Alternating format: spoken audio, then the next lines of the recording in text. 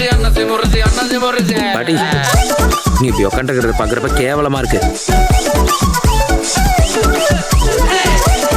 ஆகவே தமிழ் மக்களுக்கு ஏதோ ஒரு பிரச்சனை இருக்கின்றது. அரசியல் ரீதியில் அவர்களுக்கு அதிகாரம் வழங்கப்பட வேண்டும் என்பதில் ஒரு இராணுவ ஆட்சிக்கான முகாந்திரமாகத்தான் இந்த ஆட்சியும் இருக்கின்றதா? தமிழ் மக்களுக்கு இங்கு உரிமை இல்லாமல் இருக்கின்றார்கள். அது 13ஆம் திருத்தத்தின் ஊடாக கூட சில இதனுடைய தொடர்போக்கு என்பது எந்த ஆட்சி மாறியிருந்தாலும் தமிழ் மக்கள் தங்களுடைய சுதந்திரத்துக்காக போராட்டங்களை முன்னெடுப்பதில் தேசிய மக்கள் சக்தியோ அல்லது ஜேவிபியோ அரசாங்கத்துக்கு எதிராக போராட்டங்கள் மேற்கொள்ளப்படுகின்ற பொழுது அவர்கள் சொல்கின்ற நிலைப்பாடும் இதாகத்தான் இருந்தது. யாழ்ப்பாண பல்கலைக்கழகத்தினுடைய மாணவர் ஒன்றியம் என்பது தமிழ் மக்களுக்காக, தமிழ் மக்களுக்கு இழைக்கப்பட்ட கொடூரங்களுக்காக அல்லது தமிழ் மக்களினுடைய உரிமைகள் சார்ந்து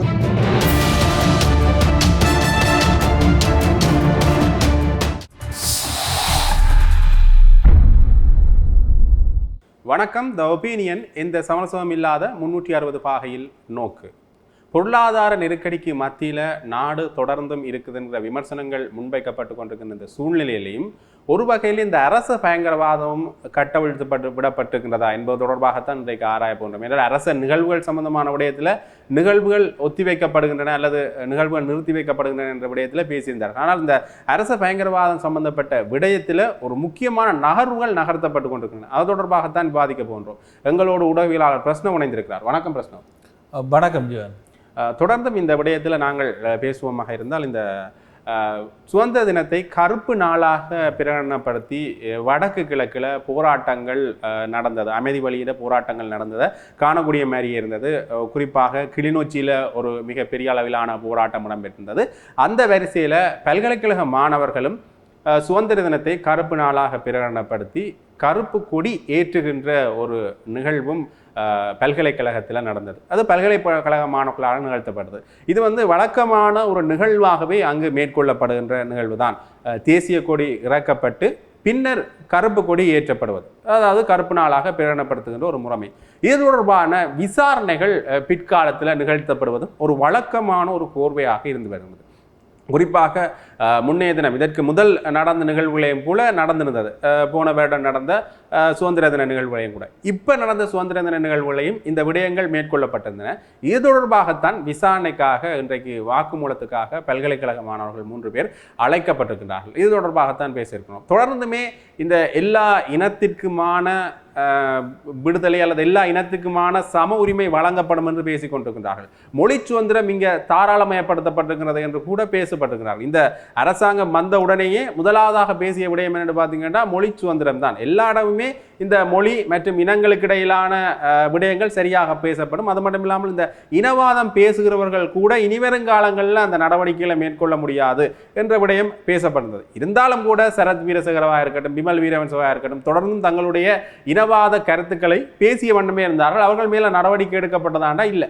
நீதிமன்றம் கூறிய தீர்ப்புகள் தொடர்பான விமர்சனம் கூட அவர்களை மேற்கொள்றதை பார்க்கக்கூடிய மாதிரி தான் இருக்கின்றது. அதற்கான எந்த ஒரு நடவடிக்கைகளும் மேற்கொள்ளப்படவில்லை. அந்த வரிசையில தான் இப்ப இந்த பல்கலைக்கழக மாணவர்கள் மேல எடுக்கப்பட்ட நடவடிக்கைகளும் பார்க்க வேண்டியிருக்கிறது. குறிப்பாக இந்த அரச பயங்கரவாதம் என்றால் சர்வதேசத்தில் இப்ப நடக்கிற போர் கூட ஒரு அரச பயங்கரவாதத்தினுடைய அடுத்த கட்ட நகர்வுகள் என்று தான் சொல்லணும்.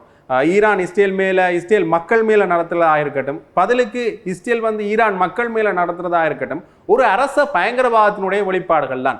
வெறுமனே இது இரண்டு அரசாங்கத்துக்கு இடையிலான போட்டி என்று மட்டும் கடந்து சென்று விட முடியாது. ஒரு நாட்டுக்கு இன்னொரு நாடு நடத்துற தாக்குதல் ஒரு பயங்கரவாத செயல்பாடு தான். அதே நடவடிக்கையை தான் இங்க மீண்டும் இங்க உள்நாட்டு அரசியலும் நிகழ்த்தப்படுகின்றதா என்கின்ற ஒரு மிகப்பெரிய ஒரு கேள்வி ஒன்று எழுகின்றது. உண்மையிலேயே பொருளாதார நெருக்கடிகள் ஒரு பக்கம் மக்களை நெருக்கி கொண்டிருக்கின்றன. அது மட்டும் இல்லாமல் இந்த பொருளாதார சூழ்நிலையில எரிபொருளிலிருந்து எரிவாயு வரைக்குமே ஒரு சிக்கல் நிலைமையை மக்கள் எதிர்கொண்டிருக்கின்றார்கள். இதுல தான் இந்த புதன்கிழமை விடுமுறை கூட வந்தது. ஆகவே இந்த பிரச்சனையை சமாளித்துக் கொண்டிருக்கின்ற அரசாங்கம் தன்னுடைய இந்த அரச பயங்கரவாதம் என்ற ஒரு நடவடிக்கையை மேற்கொண்டு கொண்டுதான் இருக்கின்றதா, தொடர்ந்துமே பொருளாதார சிக்கலையும் இந்த நடவடிக்கை மேற்கொள்ளப்படுகின்றதா என்கின்றது ஒரு மிகப்பெரிய கேள்வியாக இருக்கிறது. இது தொடர்பாக அவங்களுடைய கருத்து என்னவா இருக்கின்றது பிரச்சனை? இலங்கையினுடைய சுதந்திர தினத்தை வடக்கு கிழக்கு ரீதியில் பல அமைப்புகள் ஒன்றிணைந்து தங்களுக்கு சுதந்திரம் இல்லை, ஆகவே இலங்கையில் சுதந்திர தினத்தினை கருப்பு கொடி ஏற்றி தங்களுடைய எதிர்ப்பை பதிவு செய்தார்கள் அல்லது தங்களுடைய நிலைமையினை வெளிப்படுத்தினார்கள் என்றுதான் அதனை சொல்ல வேண்டும். அப்படி செய்கின்ற முறைமை என்பது வடகிழக்கு ரீதியில் கடந்த சில ஆண்டுகளாக தொடர்ச்சியாக இடம்பெற்று வருகின்ற ஒரு போராட்டம். யாழ்ப்பாண பல்கலைக்கழகத்திலும் அப்படியான போராட்டம் இதற்கு முன்னரும் பல சம்பவங்கள் இடம்பெற்றிருக்கின்றன ஒவ்வொரு சுதந்திர தினங்களின் பொழுதும்.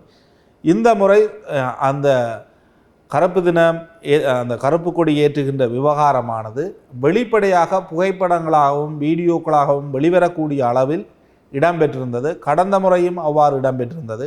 எனினும் அதற்கு முன்னர் கருப்பு கொடி ஏற்றப்பட்டாலும் அது யாரினால் ஏற்றப்பட்டது போன்ற விடயங்கள் வெளிப்படுத்தப்படுவது கிடையாது. எனினும் சுதந்திர தினத்தில் அரசாங்கம், அதாவது இலங்கையினுடைய தேசிய கொடி அவமானகரமாக பயன்படுத்தப்பட்டது அல்லது அதற்கான ஒரு முயற்சி மேற்கொள்ளப்பட்டது என்ற அடிப்படையில் தான் தற்பொழுது விசாரணைகள் முன்னெடுக்கப்படுகின்றது. இது யாழ்ப்பாண பல்கலைக்கழகத்தின் துணைவேந்தர் உட்பட்ட முக்கியமான அதிகாரிகள் விசாரணைக்கு உட்படுத்தப்பட்டிருக்கின்றார்கள். தற்பொழுது பதிவாளர் அதேபோன்று அதனுடன் தொடர்புபட்ட 3 மாணவர்களை விசாரணைக்கு போலீசார் அழைத்திருக்கின்றார்கள். எனினும் சுதந்திர தினத்தன்று அந்த தேசிய கொடி கௌரவமான முறையில் இறக்கப்பட்டு அந்த இடத்தில் கருப்பு கொடி ஏற்றப்பட்டது என்பதுதான் மாணவர்களுடைய விளக்கம் அல்லது மாணவர் தரப்பினருடைய கருத்தாக இருக்கின்றது. எந்த வகையிலும் இலங்கையினுடைய தேசிய கொடி அவமானகரமாக பயன்படுத்தப்படவில்லை. அதன் மீது எந்த விதமான கௌரவத்தை கெடுக்கின்ற விடயங்களும் முன்னெடுக்கப்படவில்லை என்பது அவர்களுடைய ஒரு நிலைப்பாடாக இருக்கின்றது. ஆகவே இது சட்ட ரீதியில் ஒரு சவாலுக்கு உட்படுத்தக்கூடிய ஒரு விடயமாக பார்க்கப்படுகின்றது. இலங்கையில் இருக்கின்ற அனைத்து மக்களுக்கும் சுதந்திரம் இருக்கின்றதா என்ற அடிப்படையில் ஜேவிபி என்பிபி இதற்கு முன்னர் பல்வேறு போராட்டங்களை முன்னெடுத்திருக்கின்றார்கள். அதனுடைய தொடர்ச்சியாகத்தான் இந்த விடயத்தை பார்க்க வேண்டும். இலங்கையில் சுதந்திரம் அனைவருக்கும் இல்லை என்று கூறி ஆட்சிக்கு வந்த ஜேவிபியினர் தற்பொழுது அதே நிலைப்பாட்டை தமிழ் தரப்புகள் முன்வைக்கின்ற பொழுது அது நாட்டினுடைய தேசிய கொடிக்கு ஒரு அவகனமான முயற்சி மேற்கொள்ளப்பட்ட அடிப்படையில் வழக்குகளை தாக்கல் செய்ய முடியுமா? அல்லது சுதந்திரம் தொடர்பில் போராட்டத்தை முன்னெடுக்கின்ற அல்லது சுதந்திரத்திற்காக மக்களினுடைய விடியலுக்காக போராடுகின்ற அமைப்புகளை இவ்வாறான சட்டங்களை கொண்டு அடக்க நினைப்பதெல்லாம் ஒரு சாத்தியமான விடயமா? அல்லது இது இந்த ஆட்சிக்கு ஒரு நற்பெயரை வழங்கக்கூடிய ஒரு விவகாரமா என்ற அடிப்படையிலும் இந்த விடயம் பார்க்கப்பட வேண்டும். அதே நேரம் இலங்கையில் ஒரு இனப்பிரச்சனை இருக்கின்றது. அந்த இனப்பிரச்சனைக்கு அரசியலமைப்பில் ரீதியில் தான் தீர்வு வழங்க வேண்டும். இது இதுவரை காலமும் ஆட்சியில் இருந்த அனைத்து தரப்பினருடைய நிலைப்பாடுகளாக இருந்திருக்கின்றது. ஏனெனில் சமஷ்டியா அல்லது பேரளவில் சமஷ்டியா அல்லது 13ஆம் திருத்தத்தை பலப்படுத்துவதா என்ற அடிப்படையில் தான் புதிய ஜாப்புக்கான பரிந்துரைகளும் நிகழ்ச்சி திட்டங்களும் முன்வைக்கப்பட்டு வந்திருக்கின்றது. ஆகவே தமிழ் மக்களுக்கு ஏதோ ஒரு பிரச்சனை இருக்கின்றது. அரசியல் ரீதியில் அவர்களுக்கு அதிகாரம் வழங்கப்பட வேண்டும் என்பதில் தென்னிலங்கையில் இருக்கின்ற வேறு தரப்புகளுக்கு எந்த விதமான மாற்று கருத்துக்களும் இருக்க முடியாது. அது சமஷ்டியா என்பது தொடர்பில் தென்னிலங்கை சார்ந்தவர்களுக்கு பிரச்சனை இருக்குமே தவிர, ஆனால் தமிழ் மக்களுக்கு இங்கு உரிமை இல்லாமல் இருக்கின்றார்கள். அது 13ஆம் திருத்தத்தின் ஊடாக கூட சில வகையில் உறுதிப்படுத்தப்படக்கூடிய அதிகாரங்கள் வழங்க வேண்டும் என்பதில் மாற்று கருத்து இலங்கையர்களாக யாருக்கும் கிடையாது. ஆகவே அவ்வாறானது இலங்கை பிரித்தானியாவிடமிருந்து சுதந்திரம் பெற்றதை நினைவுபடுத்தி தான் இந்த சுதந்திர தினம் கொண்டாடப்படுகின்றது. அன்றைய தினம் ஒரு பகுதியினர், ஒரு பகுதி மக்கள் தங்களுக்கு இன்னும் சுதந்திரம் இல்லை என்பதை வெளிப்படுத்தும் விதமாகத்தான் இந்த கருப்பு கொடியேற்றல் நிகழ்வு இடம்பெற்றிருக்கின்றது. அதே நேரம் இலங்கையினுடைய தேசிய கொடி எந்த வகையிலும் அவமானகரமாக பயன்படுத்தப்படவில்லை என்பதும் மாணவர்களுடைய நிலைப்பாடு. தற்பொழுது விசாரணைகள் முன்னெடுக்கப்படுகின்றது. இது எந்த வகையில் இந்த விசாரணைகள் முன்னெடுக்கப்படும் என்பதெல்லாம் தற்பொழுது மாணவர்களிடையிலும் யாழ்ப்பாண மக்களிடையிலும் மிகப்பெரிய ஒரு பரபரப்பை ஏற்படுத்தி இருக்கின்றது. எனினும் கட்சிகள் சார்ந்த சமூக செயற்பாடுகளில் முன்னிற்கின்ற சட்டத்திறனிகள் இந்த விடயத்தில் மிகவும் ஆர்வமுடன் பல்கலைக்கழக மாணவர்கள் சார்பாக இருக்கின்றார்கள் என்பது அவர்களுக்கு சட்ட உதவிகளை வழங்குகின்ற விடயங்களில் அவர்கள் தெளிவுடன் மேற்கொள்ளுகின்றார்கள் என்பதையும் இந்த நேரத்தில் நான் கூறிக்கொண்டிருக்கின்றேன். இதனுடைய தொடர்போக்கு என்பது எந்த ஆட்சி மாறியிருந்தாலும் தமிழ் மக்கள் தங்களுடைய சுதந்திரத்துக்காக போராட்டங்களை முன்னெடுப்பதில் அரசாங்கத்தினுடைய நிலைப்பாடு என்பது எப்பொழுதும் ஒன்றாகத்தான் இருக்கின்றது. அது ஒரு தொடர் நிலைப்பாடாகத்தான் தான் இருக்கின்றது. இதுலயும் இன்னொரு விடயத்தையும் நாங்கள் பார்க்கணும். அந்த குறிப்பிட்ட அந்த விவகாரங்கள் சம்பந்தமாக பார்க்கின்ற பொழுது அதுல முக்கிய குற்றச்சாட்டா இருக்கிறது வந்து இந்த தேசிய கொடிக்கு அவமானத்தை நிகழ்த்துற வகையில ஒரு செயல்பாடு ஒன்று இடம்பெற்றது. ஆனா அங்க இருந்த மாணவர்கள் வந்து அப்படியான ஒரு செயல்பாடையும் மேற்கொள்ள சரியான முறையில தேசிய கொடி இறக்கப்பட்டு சரியான முறையில மடிக்கப்பட்டு வைக்கப்பட்டிருந்தது. உண்மையிலேயே அதை அவர்கள் கையாண்ட விதம் சரியாகத்தான் இருந்தது என்கின்ற விடயம் தான் பேசப்படுகின்றது. அது மட்டும் இல்லாமல் இன்னொரு விதத்துல நாங்கள் இதை பார்க்கணும்னு பார்த்தீங்கன்னா, முன்னைய காலகட்டங்களில் தேசிய மக்கள் சக்தியோ அல்லது ஜேவிபியோ அரசாங்கத்துக்கு எதிராக போராட்டங்கள் மேற்கொள்ளப்படுகின்ற பொழுது அவர்கள் சொல்கின்ற நிலைப்பாடும் இதாகத்தான் இருந்தது. தமிழர்கள் சார்ந்த விடயத்தில் அவர்கள் போராட்டங்களை நிகழ்த்தவில்லை என்றாலும் தங்களுடைய நிலைப்பாட்டிலிருந்து அவர்கள் போராட்டங்களை நிகழ்த்துகின்ற பொழுது அரசாங்கத்துக்கு எதிரான மிகப்பெரிய அளவிலான குற்றச்சாட்டுகளை எல்லாம் முன்வைத்திருந்தார்கள். அதே குற்றச்சாட்டுகளை இப்ப தமிழ் மக்கள் சார்ந்து முன்வைக்கின்ற பொழுது அந்த குற்றச்சாட்டுகள் தொடர்பான விசாரணைகள் எல்லாம் அரசுக்கு ஆதரவானதாக அல்லது ஒருதலை பட்சமானதாக இருக்கிறது வந்து மிகப்பெரிய கேள்வியை ஏற்படுத்தியிருக்கிறது. இதுல உண்மையிலேயே இன்னொரு வகையிலையும் நாங்கள் இதை பார்க்கணும்னு பார்த்தீங்கன்னா, பல்கலைக்கழகத்தினுடைய நிர்வாகத்தினர் மேலேயும் இதில் விசாரணைகள் மேற்கொள்ளப்பட்டிருக்கிறது. ஆகவே இந்த நிர்வாகத்தினர் சார்ந்த விசாரணைகள் அல்லது மாணவர்கள் சார்ந்த விசாரணைகள் என்று இதை இருவேறு விதமாக பார்க்கலாம். இதில் நிர்வாகத்தினர் உண்மையிலேயே மாணவர்களுக்கு கொஞ்சம் பக்கபலமாக இருக்கணும் இல்லையா பிரச்சனை? இந்த யாழ்ப்பாண பல்கலைக்கழகத்தில் ஒரு போராட்டம் முன்னெடுக்கப்படுகின்றது. விரிவுரைகள் முழுமையாக நிறுத்தப்பட்டு மாணவர்கள் அங்கு ஒரு போராட்டத்தை பல்கலைக்கழகத்தின் முன் நடத்தி கொண்டிருக்கின்றார்கள் என்று. அதே நேரம் நான் நினைக்கின்றேன் பல்கலைக்கழக சமூகமாக இந்த விடயத்தில் அவர்கள் ஒன்றிணைந்து ஒரு நிலைப்பாட்டில் தான் இருக்கின்றார்கள் என்று. அதே நேரம் இந்த மாணவர்களுடைய செயற்பாடு என்பது ஒரு சட்ட ரீதியிலான சரியா தவறா என்பதற்கு பதிலாக ஜனநாயக ரீதியில் எதிர்ப்பு தெரிவிக்கின்ற ஒரு வடிவமாக இந்த வடிவத்தை பார்க்கப்பட வேண்டும். இது சாதாரணமாக தேசிய கொடியுடன் இந்த விவகாரத்தை ஒருங்கிணைந்து பார்ப்பதற்கு பதிலாக அரசாங்கத்திற்கு எதிராக ஜனநாயக வழியில் போராட்டத்தை நடத்துகின்ற ஒரு வழிமுறையாக இந்த வழிமுறையும் இருக்கின்றது என்பதை போலீசார் புரிந்து கொள்ள வேண்டும். ஏனெனில் தேசிய கொடி தொடர்பிலேயே அது ஒரு இனவாத ரீதியிலான கொடி என்ற விமர்சனம் இன்று வரை தொடர்கின்றது. அந்த கொடியில் இருக்கின்ற விமர்சனங்கள் பல. ஆகவே இந்த விவகாரத்தை போலீசார் கையில் எடுத்து யாழ்ப்பாண பல்கலைக்கழகத்தையோ அல்லது பல்கலைக்கழக சமூகத்தையோ நெருக்குவாரத்துக்கு உட்படுத்துவது என்பது ஒரு அபாயகரமான அச்சுறுத்தலாகத்தான் பார்க்க வேண்டும். அரசாங்கத்தினுடைய கொள்கைகளையோ இல்லை அரசாங்கத்தையோ விமர்சிக்கிற உரிமை எல்லாருக்குமே உண்டு. சரியான விதத்தில் அது இருக்குமாக இருந்தால் அந்த விமர்சிக்கின்ற உரிமை அனைவருக்குமே உண்டு. குறிப்பாக அந்த விடயத்தை தான் பல்கலைக்கழக மாணவர்கள் கையில் எடுத்துக்கின்றார். இது ஒரு வன்முறையும் அல்ல, ஒரு அமைதி வழி போராட்டம் அல்லது எங்களுடைய எதிர்ப்பை காண்பிக்கின்ற ஒரு வழி. உண்மையிலேயே கருப்பு துணியால கண்ணை கட்டி கொண்டு அல்லது கருப்பு ஆடை அணிந்து கொண்டு ஒரு போராட்டம் நடத்துறது எப்படி இருக்குமோ அதே போன்றது ஒரு போராட்ட வடிவமாகத்தான் நாங்கள் இதை பார்க்கணும். எதிரே ஜனநாயக வழியில மாணவர்கள் தங்களுடைய எதிர்ப்பை காண்பிக்கிறார்கள். தமிழர்களுடைய தீர்வு திட்டங்கள் இன்னுமே தமிழர்களுடைய கைக்குள்ள வரையில்லை. தீர்வு திட்டங்கள் தொடர்பான குழப்பங்கள் இருக்கு. தமிழர்களுக்கான தீர்வு திட்டங்களை நாங்கள் சரியான முறையில் தருவோம், புதிய அரசியலமைப்பு தொடர்பான சரியான நடைமுறைப்படுத்தல்கள் மேற்கொள்ளப்படும் என்று கூறிய அரசாங்கம் கூட இந்த புதிய அரசியலமைப்பு தொடர்பான நிலைப்பாட்டில் பின்னடிக்கிற ஒரு சூழ்நிலை தான் இருக்கிறது. இது வழக்கமாக வருகின்ற ஒரு அரசாங்கத்தினுடைய நிலைப்பாடு. அதே மாதிரி மாணவர்களுடைய போராட்டமும் வழக்கமான ஒரு நிலைப்பாட்டில் தான் இருக்கும். உண்மையிலேயே சரியான தீர்வு திட்டங்களை தமிழர்களுக்கு இந்த அரசாங்கத்தில் தந்திருக்குமாக இருந்தால் அல்லது அதற்குரிய நகர்வுகளாவது மேற்கொள்ளப்பட்டதுமா இருந்தால் இந்த போராட்டங்களை மாணவர்கள் மேற்கொண்டு அப்படி நகர்வுகள் மேற்கொள்ளப்பட்டோ அல்லது தமிழர்களுடைய தீர்வு திட்டங்களை இந்த தாருங்கள் என்று அவர்கள் நேரடியாகவே தந்திருந்தாலோ அதற்கு பிறகு இந்த போராட்டங்கள் மேற்கொள்ளப்பட்டிருந்தால் அதுக்கு கேள்வி கேட்கறதுல ஒரு நியாயம் இருக்கின்றது. உண்மையிலேயே இந்த அரசாங்கமும் அதை பின்னடிச்சு கொண்டு மாணவர்களுடைய இந்த ஜனநாயக வழியிலான போராட்டங்களுக்கு உண்மையிலேயே தடையாக அமைந்தோ அல்லது அந்த போராட்டங்கள் நடந்த பிறகு அதற்கு விசாரணையை மேற்கொள்றதோ இதையும் ஒரு இனவாதமாகத்தான் பார்க்கணும் இல்லையா பிரச்சனை? உண்மையிலேயே ஒரு இனவாத செயல்பாடாகத்தான் இதை பார்க்கணும். இது பல்கலைக்கழகம் மானியங்கள் ஆணைக்குழுவினுடைய உத்தரவின்படி அல்லது அறிவுறுத்தலின் பேரில் பல்கலைக்கழகத்திற்குள்ளும் இது தொடர்பிலான ஒரு விசாரணைகள் முன்னெடுக்கப்படுகின்றன. அதே சமயம் அதற்கு பராந்திரமாக தற்பொழுது போலீசார் சிஐடியினர் இது தொடர்பிலான விசாரணைகளை முன்னெடுத்து கொண்டிருக்கின்றனர். ஆகவே இது ஒரு பல்கலைக்கழக சமூகத்தின் மீது ஒரு குற்றவியல் விசாரணை என்ற அடிப்படையில் இந்த விசாரணையை முன்னெடுப்பது என்பது ஜனநாயக ரீதியிலான போராட்டங்களுக்கு எதிரான அச்சுறுத்தலாக பார்க்கப்படுகின்றது. பல்கலைக்கழக மாணவர்களுடைய போராட்டங்கள் அந்த போராட்டங்கள் தென்னிலங்கையில் இடம்பெறுகின்ற பொழுது அது ஜேவிபியினுடைய போராட்டங்களாகத்தான் இதுவரையும் பார்க்கப்பட்டிருக்கின்றது. பல்கலைக்கழக மாணவர்கள் பலர் அல்லது பல்கலைக்கழக மாணவர்களைச் சேர்ந்தவர்கள் ஜேவிபியினுடைய அடிப்படை உறுப்பினர்களாகவே இருக்கின்றார்கள். அங்கு இருக்கின்ற மாணவ அமைப்புகள் என்பன ஜேவிபியினுடைய கட்டுப்பாட்டில் தான் இருக்கின்றன.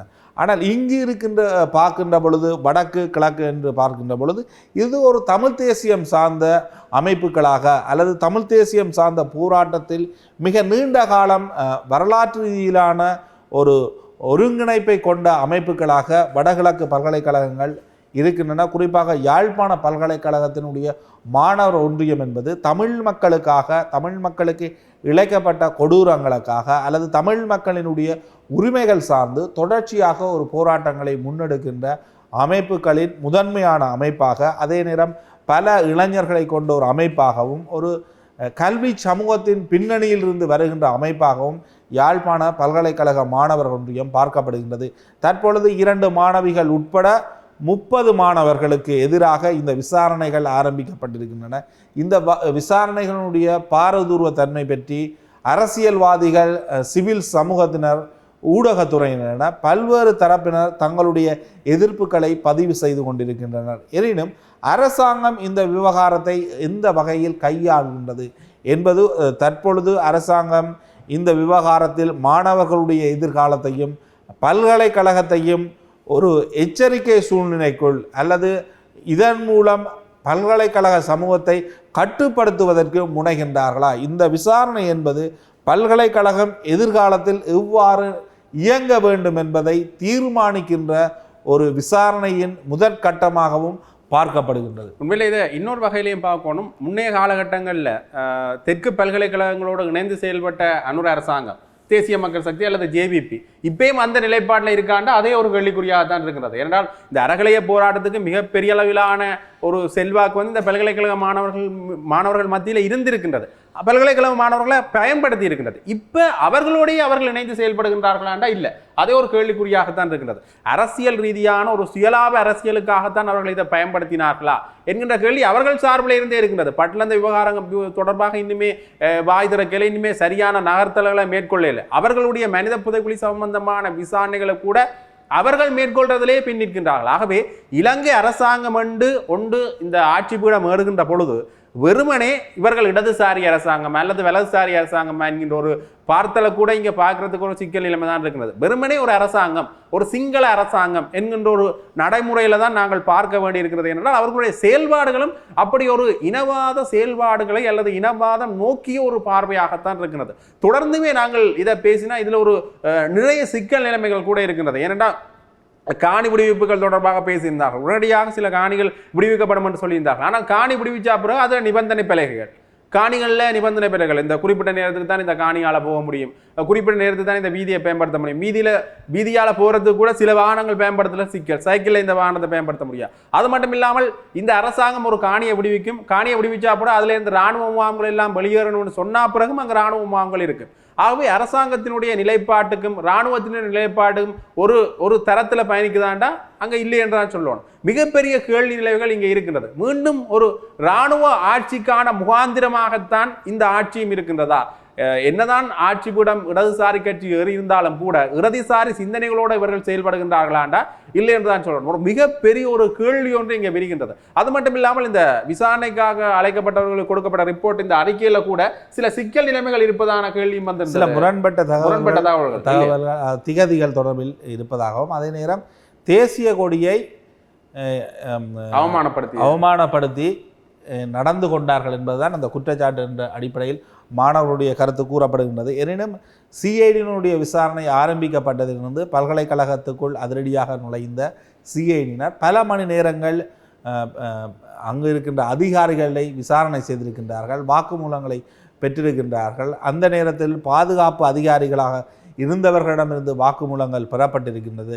ஆகவே இது எதனை நோக்கி ஒரு நகர்வாக பார்க்கப்பட இருக்கின்றது? இவர்கள் மீது ஏதாவது மோசகரமான குற்றச்சாட்டுகள் முன்வைக்கப்பட்டு நீதிமன்றங்களில் நிறுத்துவதற்கு வாய்ப்புகள் இருக்கின்றதா?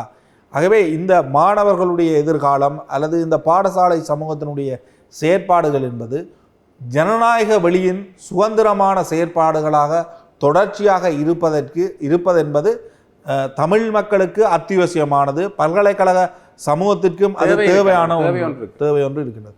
ஆகவே அந்த விவகாரத்தில் இவ்வாறான விடயங்களை சட்ட அடிப்படையில் விசாரணை செய்து அதனை ஒரு முன்னெடுத்து அந்த பல்கலைக்கழக சமூகத்தை அச்சுறுத்தி எதிர்காலத்தில் பல்கலைக்கழகம் இவ்வாறான ஒரு நோக்கில் இருக்க வேண்டும் என்பதற்கான ஒரு அடித்தளத்தை என்பிபி அரசாங்கம் முன்னெடுக்கின்றதா என்ற ஒரு கேள்வியும் இருக்கின்றது. பல்கலைக்கழகத்தினுள் என்பிபிக்கு ஆதரவானவர்கள் பலரும் இருக்கின்றார்கள். எனினும் அவர்களிடமிருந்து கூட இவ்வாறான நடவடிக்கைகள் விமர்சனத்தை முன்வைக்கக்கூடிய ஒன்றாகத்தான் பார்க்கப்படுகின்றது. நிர்வாக சேவையில் இருப்பவர்கள் கூட இந்த தேசிய மக்கள் சக்திக்கு ஆதரவான ஒரு நிலைப்பாட்டில் இருக்கின்றார்கள் என்ற ஒரு விடயம் பேசப்பட்டிருந்தது. உண்மையிலேயே இந்த தெற்குல எப்படி பல்கலைக்கழகங்களை தங்களோட கைக்குள்ள ஜேவிபி கொண்டு வந்ததோ அதே மாதிரி வடகிழக்கு பல்கலைக்கழகங்களையும் அந்த நிலைப்பாட்டுகள் எடுக்கலாம் என்ற ஒரு முகாந்திரத்தில் தான் இப்படி செயல்படுகின்றார்களோ அந்த ஒரு விமர்சனம் தான் பார்க்கப்படுகிறது. இது ஒரு மக்கள் அதாவது இந்த பல்கலைக்கழக மாணவர்கள் என்பிபி அல்லது ஜேவிபியினுடைய உறுப்பினர்களாக மாற்றம் பெற வைக்க வேண்டும், அதாவது தமிழ் தேசிய நீக்கம் செய்வதற்கான ஒரு வழிமுறைகளை பின்பற்றுகின்ற புலனாய்வு கட்டமைப்புகளின் ஊடான ஒரு செயற்பாடா என்ற விடயம் இது பார்க்கப்பட வேண்டிய மிக முக்கியமான விடயம். ஏனெனில் இந்த விசாரணைகள் முன்னெடுக்கப்படுகின்ற பொழுது அல்லது இந்த விசாரணைகளின் அடுத்த கட்டம் என்பது தென்னிலங்கையில் இருக்கின்ற இனவாதிகளை நோக்கி அவர்களுடைய கருத்துக்கள் என்பது முதன்மையானதாக இருக்கிறது. ஏனெனில் இந்த போராட்டம் இடம்பெறுகின்ற பொழுது இந்த போராட்டம் சார்ந்த குற்றச்சாட்டுக்களை தென்னிலங்கை முன்வைத்தது. அதனுடைய தொடர்ச்சியான ஒரு விடயமாக இது பார்க்கப்பட வேண்டும். என்பிபி சில வேளைகளில் சொல்லும் தென்னிலங்கையில் இவ்வாறான குற்றச்சாட்டுக்கள் முன்வைக்கப்பட்டதனுடைய விளைவுகளின் அடிப்படையில் தான் இந்த விசாரணை முன்னெடுக்கப்பட்டது என்று.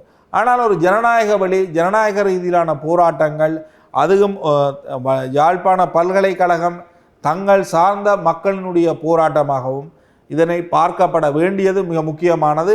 அன்றைய தினம் யாழ்ப்பாண பல்கலைக்கழகத்தில் மட்டும் இந்த சம்பவம் இடம்பெறவில்லை. வடகிழக்கு ரீதியில் கருப்பு கொடி ஏந்தி போராட்டம் முன்னெடுக்கப்பட்டது. அந்த போராட்டத்தின் ஒரு பகுதியாகத்தான் யாழ்ப்பாண பல்கலைக்கழகத்தில் கருப்பு கொடி ஏற்றப்பட்டது. ஆகவே இங்கு மிக முக்கியமான விடயம் இது வடகிழக்கு இணைந்த ஒரு போராட்டத்தின் ஒரு இடத்தில் இடம்பெற்ற ஒரு சம்பவம் தொடர்பில் தான் அரசாங்கம் இந்த அல்லது போலீசார் இந்த விசாரணையை முன்னெடுக்கின்றார். உண்மையிலே இந்த விடயத்தில் நாங்கள் இன்னொரு விதத்திலையும் பார்க்கணும்னு பார்த்தீங்கன்னா ஒன்று எல்லா அரசாங்கங்களும் போராட்ட வடிவங்களை விமர்சிக்கின்றார்கள். ஏன் இந்த போராட்டம் நடக்குதுன்றதுக்குரிய அந்த நகர்த்தல்களை மேற்கொள்றது குறைவாகத்தான் இருக்கிறது. அது மட்டும் இல்லாமல் இந்த பல்கலைக்கழக அல்லது சிவில் சமூகத்தினரை அரசாங்கத்தின் பால் ஈர்க்கின்ற ஒரு புதிய ஒரு வழிவகையை இந்த அரசாங்கம் கையில் எடுத்துக்கின்றது இல்லையா? முன்னைய அரசாங்கம் இனவாத ரீதியான செயல்பாடுகளை மேற்கொண்டிருந்தார்கள், பொருளாதார ரீதியாக மக்களை உள்ளீர்க்கலாம் என்று மேற்கொண்டிருந்தார்கள். இப்போ இந்த அரசாங்கம் செய்கிற ஒரு புதிய செயல்பாடு என்னென்னு பார்த்தீங்கன்னா இந்த சிவில் சமூகத்தில் இருக்கிற செயல்பாட்டாளர்கள் மற்றும் இந்த முன்னைய காலகட்டங்களில் எப்படி தமிழ் கட்சிகள் அரசாங்கத்தோடு சேர்ந்து செயல்படுகின்றது என்ற விமர்சனம் முன்வைக்கப்பட்டதோ அதே மாதிரி பல்கலைக்கழக மாணவர்கள் சிவில் சமூக செயல்பாட்டாளர்களை அரசாங்கத்தோடு இணைந்து பயணிக்கின்ற ஒரு நடைமுறையை மேற்கொள்கிற ஒரு செயல்பாடு அல்லது நிகழ்ச்சி நிரல் இந்த அரசாங்கத்தால் மேற்கொள்ளப்படுகின்றது. இது மிக பாரிய அளவில் தமிழ் தேசியத்துக்கான விரோத செயல்பாடுகளாகவும் அல்லது தமிழ் தேசியத்துக்கு எதிரான ஒரு நிகழ்ச்சி திட்டமாகவும் அமைவதற்கான வாய்ப்புகள் இருக்கின்றது. உண்மையிலேயே பல்கலைக்கழக மாணவர்கள் என்கின்ற பொழுது இது வெறுமனே அரசாங்கத்தோட மட்டுமல்ல, அரசாங்க கட்சிகளோட மட்டுமல்ல, தமிழ் தேசிய நிலைப்பாட்டில் இருக்கிற கட்சிகளோடு கூட சார்பாக நடக்காமல் ஒரு தன்னிச்சையாக சுயாதீனமாக இயங்க வேண்டிய ஒரு அமைப்பாகத்தான் இருக்கின்றது. குறிப்பாக 2009க்கு முற்பட்ட காலப்பகுதியிலும் சரி 2009க்கு பிற்பட்ட காலப்பகுதியிலும் சரி இந்த நிலைப்பாடுகளைத்தான் இந்த யாழ் பல்கலைக்கழக சமூகம் மேற்கொண்டிருந்தது, யாழ் பல்கலைக்கழக சமூகம் தன்னதை வைத்துக் கொண்டிருந்தது. ஆகவே இந்த நிலைப்பாட்டில் தான் தொடர்ந்துமே பயணிக்க வேண்டிய ஒரு தேவைப்பாடு இருக்கின்றது. அதை மாற்றி அமைக்கின்ற ஒரு சூழல் இது வெறுமனே பல்கலைக்கழக சமூகம் மட்டுமல்ல, ஏனைய சிவில் சமூகங்களை கூட தங்களுக்கு ஆதரவானவர்களாக மாற்றுகின்ற ஒரு செயல்பாட்டை என்பிபி அரசாங்கம் கையில் எடுத்திருக்கா பிரச்சனை? இது ஒரு மிகப்பெரிய கேள்வி இல்லையா? அதாவது சுதந்திர தினம் அன்று காணாமல் ஆக்கப்பட்டவர்கள்தான் மிகப்பெரிய அளவு வடகிழக்கில் ஒன்றிணைந்து தங்களுடைய போராட்டத்தை முன்னெடுத்தார்கள். காணாமல் ஆக்கப்பட்டவர்களுடைய வலி தெரியும் என்பது ஜேவிபியினுடைய பிரச்சாரங்களில் ஒன்று. நாம் அந்த வலியை உணர்ந்தவர்கள், எங்களில் பலரை நாம் இழந்த நாங்கள் காணாமல் போனவர்கள். ஆகவே அது தொடர்பில் ஒரு நீதியை நிலைநாட்டுவதற்கு இந்த அரசாங்கம் ஆட்சி பீடம் ஏறியதன் பின்னர் எடுத்த நடவடிக்கை என்னவென்றால் ஒரு நடவடிக்கையும் எடுக்கப்படவில்லை என்பதுதான் மிக முக்கியமானது. ஆகவே அதன் என்ன காரணத்திற்காக இந்த அளவு தூரம் இந்த விசாரணைகள் முன்னெடுக்கப்படுகின்றது?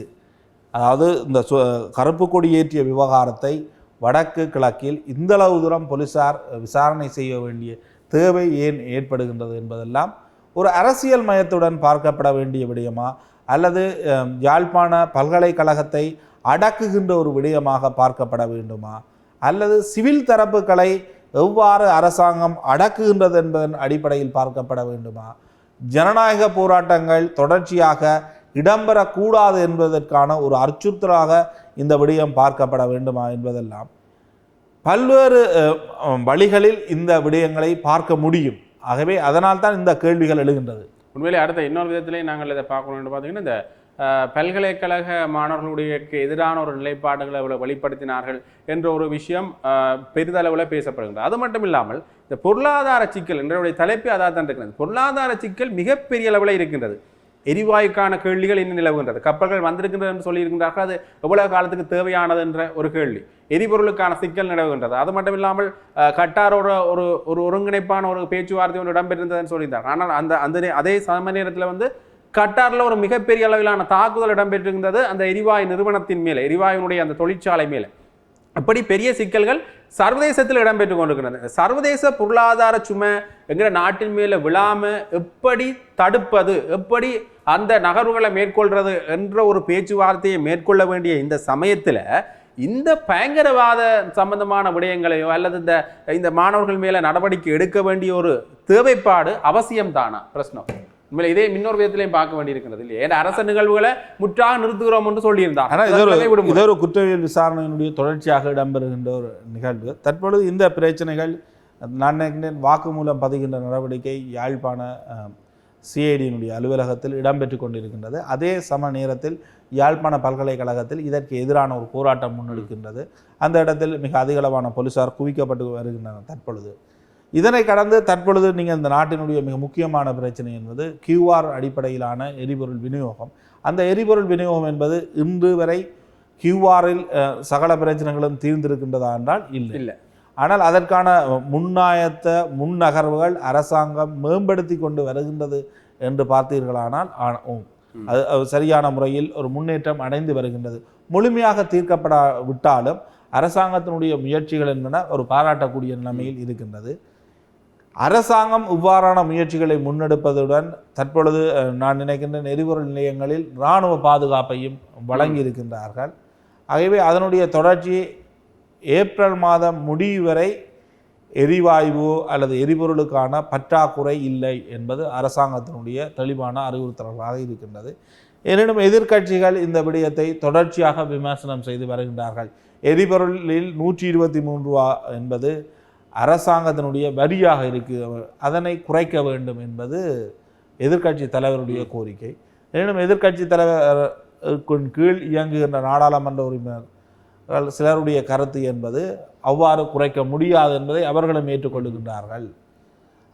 அதே நேரம் யூஎன்பியினுடைய நிலைப்பாடு என்பது இந்த அரசாங்கம் பொய்களை அழகாக கூறுகின்றதே தவிர தொடர்ச்சியாக இந்த பொருளாதாரத்தை இவர்களால் முன்னெடுத்து நகர முடியாது. கிட்டத்தட்ட ரணில் விக்ரமசிங்கவினுடைய தேவைதான் மீண்டும் இருக்கின்றது என்பது அவர்களுடைய வெளிப்படுத்தல்களாக இருக்கின்றது. அதே போன்று மின் தடை பற்றிய தகவல்களும் உண்டு. குறிப்பாக இதுவரைக்கும் இறக்குமதி செய்யப்பட்ட நிலக்கரிகளிலிருந்து போதிய அளவு மின்சார உற்பத்தி இடம்பெறவில்லை. அதுக்கு பதிலாக எரிபொருள்களின் ஊடாகத்தான் டீசலின் ஊடான மின் உற்பத்தி என்பதுதான் தற்பொழுது அதிகரித்திருக்கின்றது. இதற்கு இந்த அரசாங்கம் தரக்குறைவான நிலக்கரியை கொள்வனவு செய்ததுதான் காரணம் என்றும் தென்னிலங்கையில் மிகப்பெரிய அளவு எதிர்க்கட்சிகள் குற்றச்சாட்டு நிலக்கரி ஊழல் என்கின்ற ஒரு விடயத்திலேயே இதை பார்க்கலாம். அதை மிகப்பெரிய சிக்கல். அது மட்டும் இல்லாமல் இந்த மின்சார கட்டணம் தொடர்பாக பேசுகின்ற பொழுது பொதுமக்கள் பயன்பாட்டு ஆணைக்குழு கூறியிருந்தது மின்சார கட்டணத்தில் எந்த ஒரு மாற்றமும் இல்லை. ஆனால் இதை சம்பந்தமாக மின்சார சபையில் இது சம்பந்தமாக பேசுகின்ற பொழுது கட்டாயம் இதை உயர்த்த வேண்டிய ஒரு தேவைப்பாடு இருக்கின்றது எங்களுக்குன்னு சொல்லியிருந்தார்கள். உண்மையிலே இந்த சம்பள உயர்வு கோரிய போராட்டங்கள் எல்லாம் இடம்பெற்றது. கிட்டத்தட்ட அதோட ஒரு சம்பந்தப்பட்ட விடயமாகத்தான் நாங்கள் இதை பார்க்கணும். பலமையாக இந்த பொதுமக்கள் பயன்பாடுகள் ஆணைக்குழுவுக்கும் எரிபொருள் சம்பந்தமான விடயத்திலும் மின்சக்தி சம்பந்தமான சங்கங்களையும் முரண்பாடுகள் ஏற்படுறது பலமை. இன்னொரு விதத்தில் இதை பார்க்கணும்னு பார்த்தோம், ஒரு வட்டத்தில் எரிபொருள் தடை மின்சார தடை ஏற்பட இருக்கின்றது. அதை ஜனாதிபதி அன்றகுமார திசாநாயக்க அவர்களோ அல்லது அவர்களுடைய கட்சி சார்ந்து பேசுகின்ற பொழுது மின்சக்தி அமைச்சர் அவர்களோ சொல்லியிருந்தார்கள் மின்சார தடை ஏற்பட போகின்றது.